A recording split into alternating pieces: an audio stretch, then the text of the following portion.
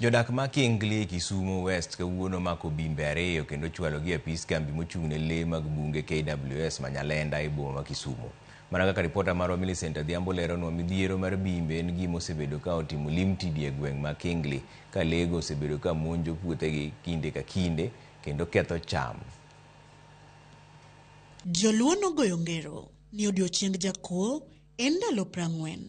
Kawuono tiend ngero ni ne ochopo ne bimbe ariyo magin moko kuom bimbe mosebedo ka monjo jodak ma Kingli kendo mayo gi chiemo. Picha mako Kanikanor Bodo mong'ere ni jabimbe tweyo otegu moting'o bimbego ei tuk-tuk mar terogi e apis kambi mochung'ne lee mag bunge. E oteguno bimbego picha golo kotenore kanyachiel chalo rude makipogi.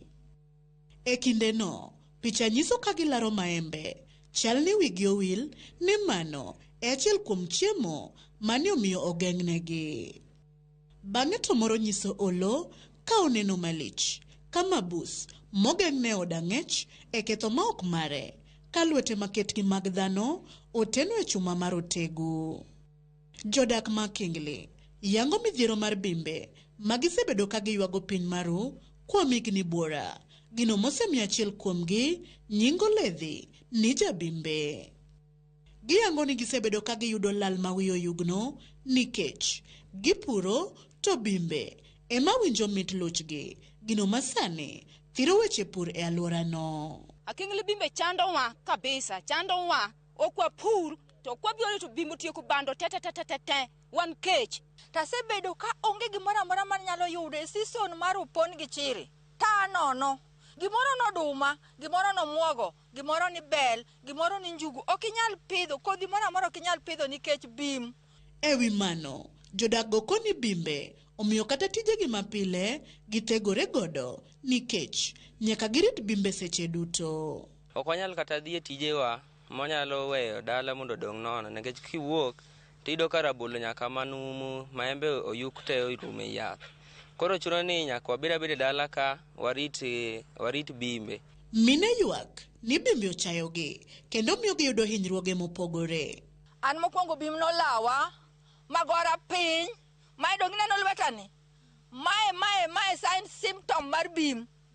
Lweta mineno ni sign symptom mar bim. Nalaw bim naweni berbere to bim nowichre oduogo koda ma bim oduogo ira na ringo. Bende giwacho ni kiweyo puothe bimbe monjo nyaka mieregi magiwuothe ka githuon ka gima gine weg pacho makata nyithindo dagiwe dhoudi obed gwen, guogi, chiemo motedi mago bim ok ne wang' ariyo.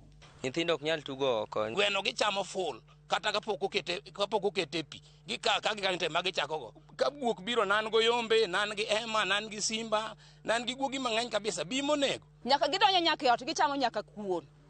Jodak go lero ni bim miyo kech limo gi piny maru to onge okang' ma sirikal osekawo mar neno ni giyudo chudo kata kony moro amora.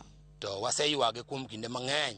Onge MCA mosewuok piny matiyo kata mbunge kata governor kata mana senate mobiro mondo winje to joma nigi affection mar baboons all along wanyalo timo gi nang'o. Onge kaka gisebiro.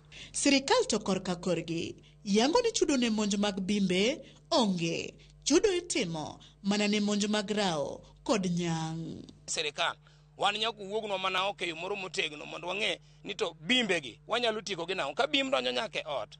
Last time nagolo bime ot e witado kanindo to bimbe ne nindo malo e paro. Hawa wanyama kama baboon na vervet monkeys, they are not compensated.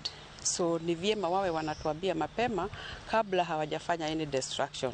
Jodago koro kwayo mondo sirikal okaw okang' mapiyo kendo malong'o mar resogi e lwet bimbe magikoni oromo korgi mondo giyud konyruok mochwere, ngima gi odoge wang'e, ginyal keyo, giwinj ber luchgi. Gibi gikawe bimbe gi eki mondo kata ka nitie kama inyalo dhi kan gie to kan gi mondo wabed gi kwe mondo higa mar 2026 ni wakome gimoro wawuoge kata gi gimoro.